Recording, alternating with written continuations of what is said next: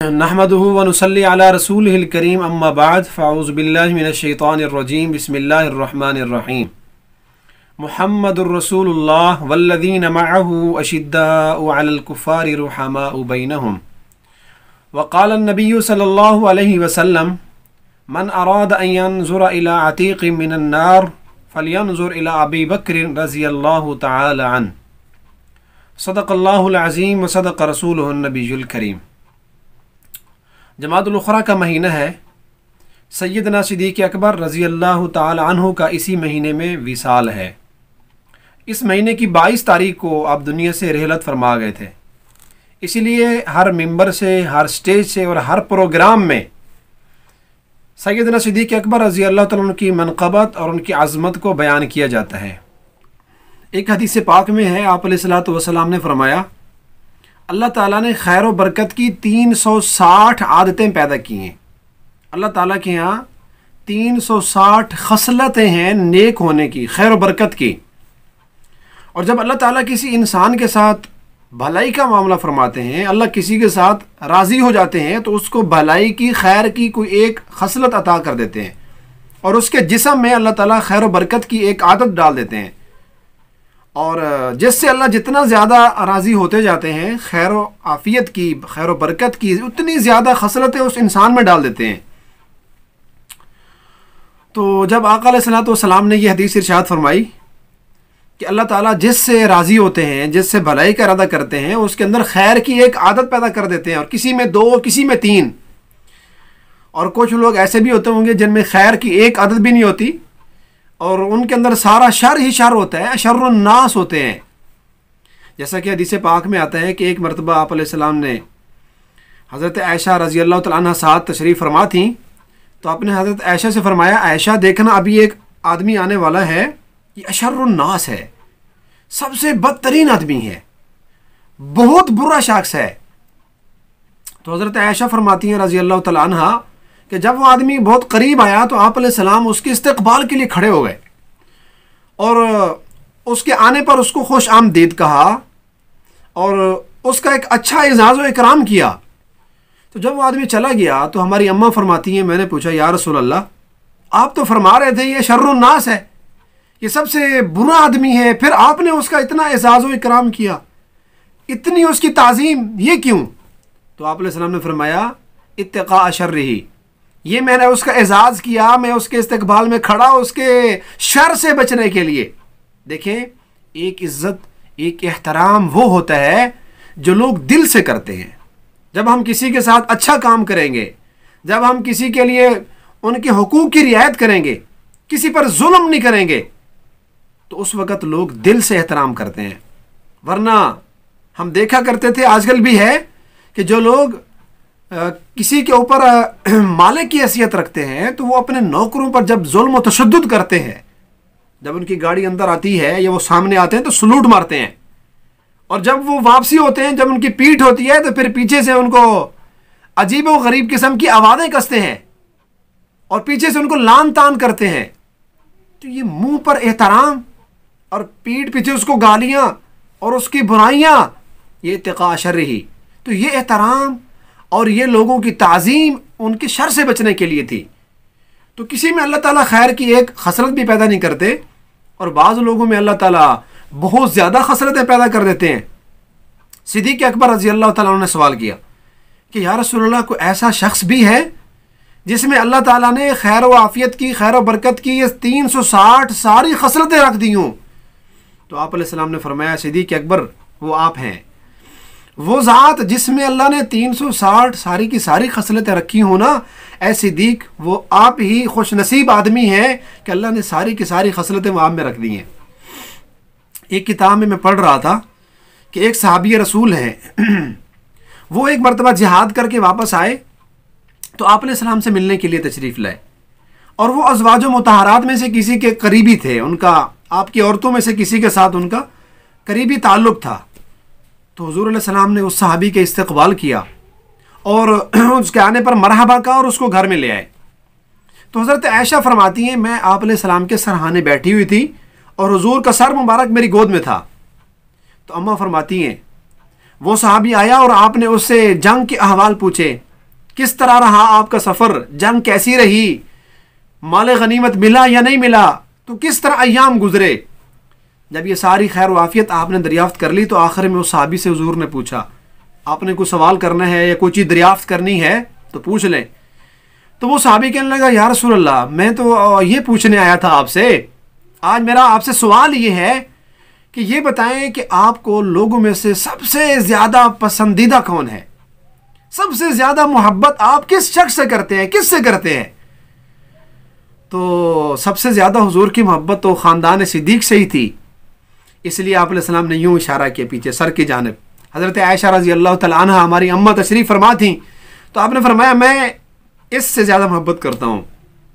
सुबहान अल्लाह, किस तरह आप अलैहिस्सलाम ने अपनी उम्मत को और हम बाद में आने वालों को ये पैगाम और मैसेज दिया कि अपनी बीवियों से इजहार मोहब्बत करो, उनके मुंह पे उनको कहा करो कि हम तुमसे मोहब्बत करते हैं।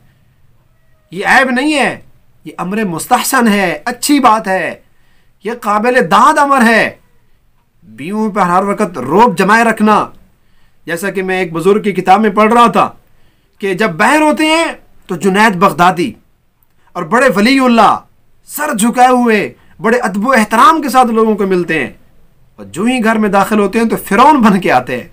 बीवियों के ऊपर बेजा रोब और बेजा तसन्नो, चेहरे के ऊपर खौफ और दबदबा कि कहीं ऐसा ना हो कि हम बीवी के सामने हंस पड़े या हम थोड़ा सा अपना लेवल नीचे करके उससे बात करें, तो ऐसा ना हो कि फिर हमारे अंदर कोई ऐब पैदा हो जाए।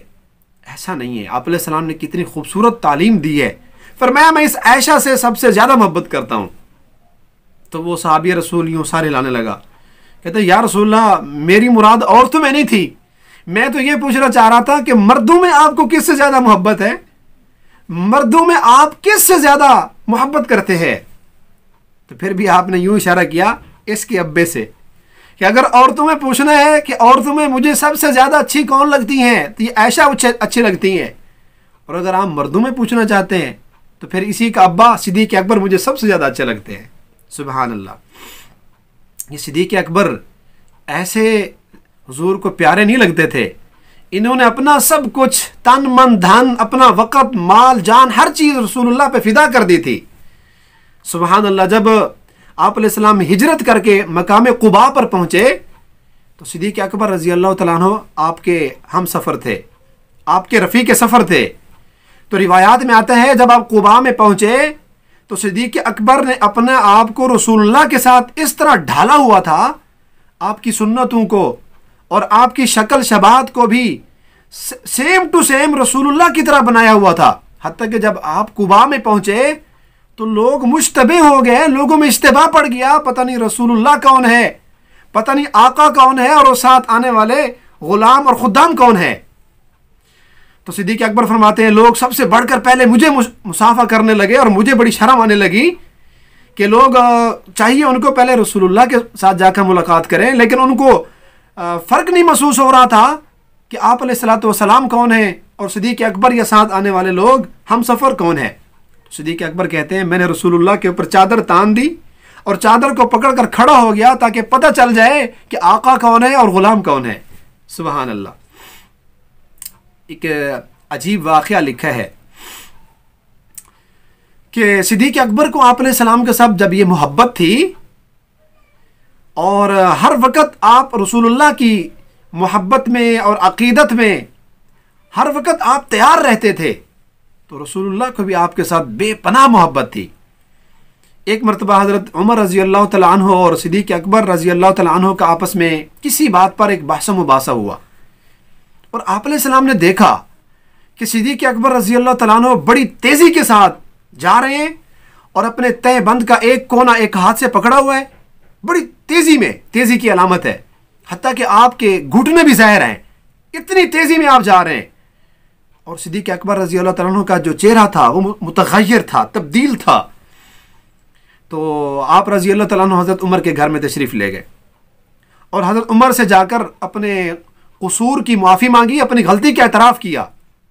किस तरह सहाबा किराम के आपस में अच्छे मामलात थे, बहस मुबासा कभी उनमें आपस में हो भी गया तो उसमें हमारे लिए बहुत बड़ा सबक है कि तुम भी अपने मामलात को इस तरह निपटाओ, अगर किसी के साथ चपकलश हो जाती है तो बड़े आसान अंदाज के साथ मामले को ख़त्म करो। सबसे मुश्किल काम आज पता है क्या है? अपनी गलती मान जाना। लोग तो कसूरवार होने के बावजूद भी कस्में उठाते हैं मेरा कोई कसूर नहीं है, और सहाबा कसूर ना होने की वजह से के बावजूद भी एतराफ़ करते थे कि मैं गलती पर हूँ, मुझे माफ़ कर दे। तो सिद्दीक़ अकबर रज़ी अल्लाह तआला अन्हु जब हज़रत उमर के घर में गए तो उनसे गलती की माफ़ी चाही, लेकिन हज़रत उमर रज़ी अल्लाह तआला अन्हु बड़े एक जोशीले आदमी थे। मामला को इस तरह था कि उन्होंने माफ़ी नहीं दी, और बाद में सिद्दीक़ अकबर रज़ी अल्लाह तआला अन्हु आप अलैहिस्सलाम की मजलिस में तशरीफ़ लाए, और थोड़ी ही देर बाद हज़रत उमर भी आ गए। तो आप अलैहिस्सलातु वस्सलाम ने इन दोनों सहाबा से पूछा, मुझे लगता है कि आपस में आपका कोई मामला चल रहा है, कोई आपस में आपकी बात चल रही है, वजाहत करें वो मामला क्या है। तो सिद्दीक़ अकबर रज़ी अल्लाह कहने लगे, या रसूलल्लाह, हमारा आपस में एक मामला है और मैंने हज़रत उमर से 12 माफ़ी मांगी है, और मैं अपना कसूर मानता हूँ, गलती मेरी है, लेकिन हज़रत उमर ने माफ़ी नहीं दी। तो आप अलैहिस्सलाम सख्त गुस्से की हालत में हो गए, आपका चेहरा मुबारक सुर्ख हो गया। सिद्दीक़ अकबर फरमाते हैं रज़ी अल्लाह तआला अन्हु कि मैं भी डर गया, मैं जल्दी जल्दी दो जानू होकर बैठ गया और तवाज़ुन वाली हायत अपना ली कि आप अलैहिस्सलाम सख्त गुस्से में आ गए हैं, और मैं बार बार कहने लगा, या रसूलल्लाह, गलती मेरी है, उमर को कोई कसूर नहीं है, मेरी गलती है। तो आप अलैहिस्सलाम ने अपनी ज़ुबान मुबारक से 3 मरतबा इरशाद फरमाया, ऐ सिद्दीक़, अल्लाह आपकी मग़फ़िरत कर दे। बड़ी एक रंजीदा कैफियत हो गई जब उन्होंने ये देखा कि सिद्दीक़ अकबर माफ़िया मांग रहे हैं, उनको माफ़ी नहीं मिल रही, तो 3 मरतबा फरमाया, सिद्दीक़, अल्लाह आपको माफ़ कर दे, अल्लाह आपको माफ़ कर दे, अल्लाह ताला आप पर रहम फरमाए। फिर हज़रत उमर की तरफ मुतवज्जे हुए, आप अलैहिस्सलाम बड़े गुस्से की हालत में थे, और हज़रत उमर से कहने लगे कि क्या तुम मेरी वजह से मेरे यार को माफ़ नहीं कर सकते? जिस शख्स का मेरे साथ ताल्लुक़ है, जो मेरा करीबी है और वो मेरा साहिब है, मेरा यार है, तो क्या तुम मेरी वजह से एक शख्स को माफ़ नहीं कर सकते? फिर आपने हज़रत उमर से फरमाया, तुम्हें पता है जब मैं तुम्हारी तरफ मबूस होकर आया था, जब मैंने अपना ऐलान नबूवत किया तो तुम मुझे झुठला रहे थे, और तुम तो कहते थे ये मोहम्मद मजनून है, ये झूठा शख्स है। सिद्दीक़ अकबर वो शख्स था जिसने जब मैंने ऐलान नबूवत किया तो सिद्दीक़ कहता था ये सादिक़ुल अमीन है, ये सच्ची हैं, ये सच कह रहे हैं, मैं इनकी दुनिया की बातें भी मानता हूँ और इनकी गैब की खबरें भी तस्दीक करता हूँ। और सिद्दीक़ अकबर ने उस ज़माने में मेरे ऊपर माल लुटाया जब मुझे माल की अशद ज़रूरत थी, और लुटाया भी इस तरह कि दीवारों के ऊपर हाथ मार रहे थे, ऐसा ना हो कहीं कोई सुई रह गई हो और मैं अपने यार पर वो सुई कुर्बान न कर दूँ। और फिर आपने फरमाया कि जब मुझे माल की ज़रूरत थी इसने मेरे पर माल खर्च किया, और जब तुम लोग मुझे झुठला रहे थे, ये मेरी तस्दीक कर रहा था, तो क्या तुम मेरी वजह से एक शख्स को माफ़ नहीं कर सकते? तो हज़रत उमर रज़ी अल्लाह तआला अन्हु भी डर गए और कहने लगे, या रसूलल्लाह, मैंने माफ़ कर दिए, या रसूलल्लाह, हमने आपस में सुलह कर लिए है, हमने एक दूसरे को माफ़ कर दिए है।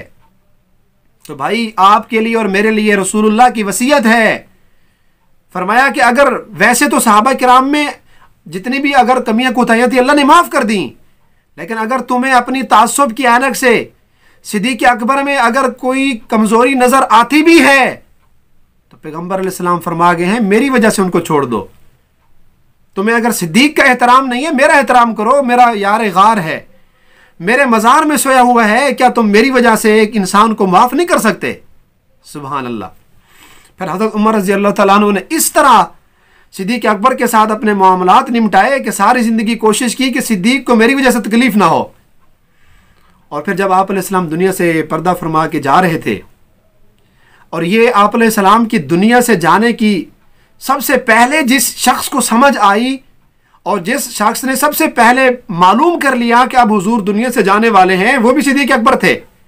अल्लाह ताला ने आपको इल्म दानिश, इल्म मारिफत इतना दी थी कि रिवायात में आता है कि एक मरतबा आप अलैहिस्सलाम जब मिंबर पर तशरीफ़ लाए और आपने उस दिन बड़ा पुरअसर बयान किया, और बड़ा एक रंजीदा, जैसे आदमी एक रंजीदा और हुज़्न मलाल की कैफियत में होता है, तो आपने बड़ा पुरअसर खिताब फरमाया, और ऐसे लगता था कि ये इस खिताब करने वाले का शायद कोई आखिरी ही खिताब हो।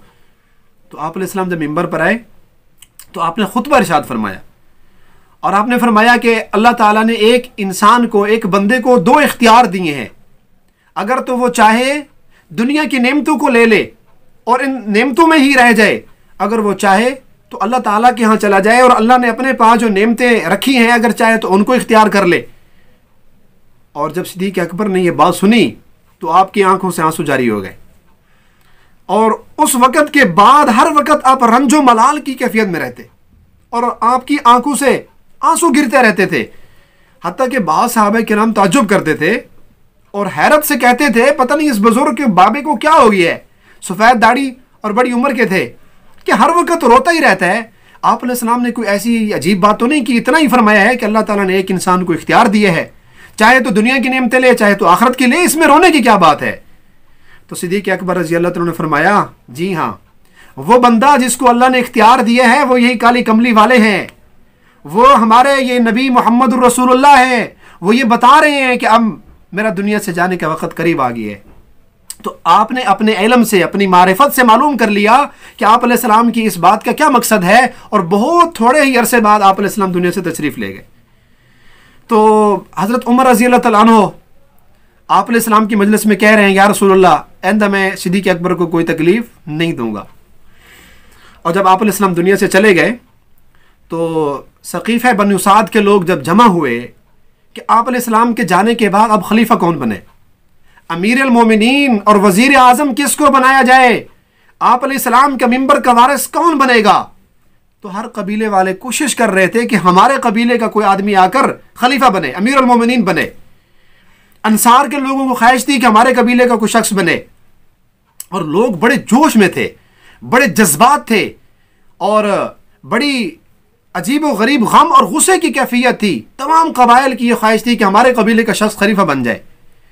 जब हज़रत उमर रज़ी अल्लाह तआला ने इस शिद्दत को देखा, और ज़्यादा वोट हज़रत उमर के बारे में थे, उनके कबीले वालों की ख्वाहिश थी कि हज़रत उमर वो खलीफा बने, लेकिन हज़रत उमर रज़ी अल्लाह तआला अन्हु समझते थे कि आप अलैहिस्सलाम फरमा गए थे, और इस वक्त जो आदमी मुस्तहिक के खिलाफत का वो सिद्दीक़ अकबर ही है। तो बड़ी अपनी इल्म और बड़ी मारिफत और बड़ी दानिश से काम लिया हज़रत उमर ने, तमाम लोगों को जमा किया।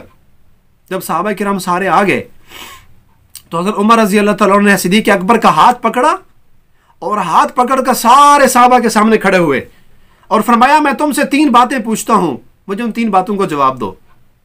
मुझे बताओ, कुरान मजीद में जो अल्लाह ताला ने यह फरमाया, इज़ यक़ूलु लिसाहिबिही, उस वक़्त को याद करो जब मोहम्मद रसूलुल्लाह, जब आप अलैहिस्सलाम अपने यार से, अपने साथी से कह रहे थे, तो बताओ ये कहने वाला कौन था और किससे कह रहा था। तो सब साहबा ने कहा वो कहने वाले आप अलैहिस्सलाम थे, और जिससे बात कर रहे थे वो आप अलैहिस्सलाम के गारे यार सिद्दीक़ अकबर थे। तो आपने फरमाया, अच्छा मुझे ये बताओ कि इज़ हुमा फिल गार, कुरान कहते हैं उस वक़्त को याद करो कि जब वो दोनों गार में थे, ये दोनों जो गार में बैठे थे ये कौन थे। तो सब साहबा ने कहा वो आप अलैहिस्सलाम और सिद्दीक़ अकबर ही थे। तो फिर आपने तीसरा सवाल किया, मुझे ये बताओ कि कुरान मजीद जो ये कह रहे हैं, ला तहज़न इन्नल्लाह माना, परेशान मत हूं, अल्लाह हमारे साथ है। ये लोग कौन हैं जिनके साथ अल्लाह है, परेशान मत हूं, अल्लाह तुम्हारे साथ है, ये लोग कौन हैं। तो सब साहबा ने कहा ये मोहम्मद रसूलुल्लाह और सैयदना सिद्दीक़ अकबर हैं, माना का मिस्दाक, यही दोनों साहिब हैं। तो आपने फरमाया, अच्छा मुझे ये बताओ ये 3 सिफात, इज़ हुमा फिल गार, इज़ यक़ूलु लिसाहिबिही इन्नल्लाह माना, ये 3 सिफातें आप में से किसी शख्स में पाई जा रही हैं। कोई दावा करता है कि मेरे अंदर भी ये सिफात हैं, तो सब ने कहा नहीं हमारे अंदर तो नहीं है। तो फिर आपने हज़रत सिद्दीक़ अकबर रज़ी अल्लाह तआला से फरमाया, अपना हाथ आगे बढ़ाइए और मुझे बैत का मौका दीजिए। तो हज़रत उमर रज़ी अल्लाह तआला ने सिद्दीक़ अकबर के हाथ पर बैत कर ली, और जब सब सहाबा ने देखा हज़रत उमर बैत कर चुके हैं तो धड़ाधड़ सारे सहाबा किराम लपक पड़े और सब ने सिद्दीक़ अकबर के हाथ पे बैत कर ली। और कुर्बान जाएं, जब आप अमीरुल मोमिनीन बने, सिद्दीक़ अकबर रज़ी अल्लाह तआला अन्हु मिंबर रसूल पर जब आप तशरीफ़ लाए, जो सबसे पहला आपने खुतबा दिया, मैं वो आपको बताना चाहता हूँ। जब सिद्दीक़ अकबर मिंबर रसूल के करीब आए तो सर झुका लिया, बड़ी रंज की कैफियत थी, आंखों से आंसू जारी थे, और पहली सीढ़ी पर जब कदम रखा तो कुछ देर तवक्कुफ किया, रोते रहे। फिर जब दूसरी पर कदम रखा फिर यही कैफियत, उनको पता था कि मैं अमीरुल मोमिनीन बन रहा हूँ और अमीरुल मोमिनीन की जिम्मेदारी कितनी होती है। जो एक पूरे स्टेट का, पूरे मुल्क का वजीर आजम होता है, उसकी कितनी जिम्मेदारियां होती हैं। तमाम रियाया का सवाल वजीर आजम से किया जाना होता है। तो उनको इस जिम्मेदारी का एहसास था, खुश नहीं थे, घबराहट थी, पता नहीं मैं इस जिम्मेदारी को किस उसलूब से निभा सकूं। जब तीसरी आप सीढ़ी पर तशरीफ लाए और आप बैठ गए तो आपकी आंखों से मुसलसल आंसू निकल रहे थे। आप बार बार अपने आंसू पूछ रहे थे, आंसू साफ कर रहे थे। और सहाबा किराम जब सामने बैठे थे, आपने सबसे पहले ये बात की कि लोगों, मैं आपके मशवरे से ही आपका वली बना हूं, आप लोगों की मुशावरत से ही मैं अमीरुल मोमिनीन बना हूं। और याद रखिए, मैं जानता हूं कि मैं तुमसे ज्यादा बेहतर नहीं हूं। मुझे अपने ज़मीर का पता है कि मैं तुमसे बेहतर नहीं हूं, लेकिन याद रखना, जब तक मैं अमीरुल मोमिनीन हूं, इस रियाया के अंदर, इस मुल्क के अंदर जो सबसे ज्यादा गरीब है, सबसे ज्यादा मजलूम है, मेरे नजदीक वो सबसे ज्यादा अमीर है। अगर किसी ने उसका हक खाया तो मैं मजलूम और गरीब का हक नहीं खाने दूंगा, वापस दिलवाऊंगा। और जो आदमी सबसे ज्यादा अपने आप को अमीर समझेगा, मेरे नजदीक वो सबसे ज्यादा गरीब है। जब तक मैं उससे हक लेकर हकदार तक नहीं पहुंचाऊंगा तो मुझे उस वक्त तक सुकून नहीं आएगा। तो फिर आपने फरमाया, मेरा आज ऐलान सुन लो, मेरा यह पैगाम है तुम लोगों तक कि तुम मेरी उस वक्त तक इताअत और फर्माबरदारी करते रहना जब तक मैं अल्लाह और उसके रसूल की फर्माबरदारी में लगा रहूं। अगर मैं अल्लाह और उसके रसूल के हुक्म की खिलाफ वर्जी कर दूं, तुम बेशक मेरी फर्माबरदारी और इताअत न करना। सुभान अल्लाह, किस तरह अजीम आपने एक पैगाम दिया क़यामत तक के लिए आने वाली तमाम इस्लामी ममलिकत को, तमाम इस्लामी हुकूमतों को, कि अगर तुम एक सही रियासत चलाना चाहते हो तो इस तर्ज ज़िंदगी और उस तर्ज के मुताबिक तुम चलाओ जैसा कि सिद्दीक़ अकबर ने चलाया। अल्लाह ताला से दुआ है, अल्लाह आपको और मुझे तमाम सहाबा किराम के साथ दिली अक़ीदत अता फरमाए और सहाबा किराम के नक्शे कदम पर चलने की तौफ़ीक़ अता फरमाए। अस्सलाम।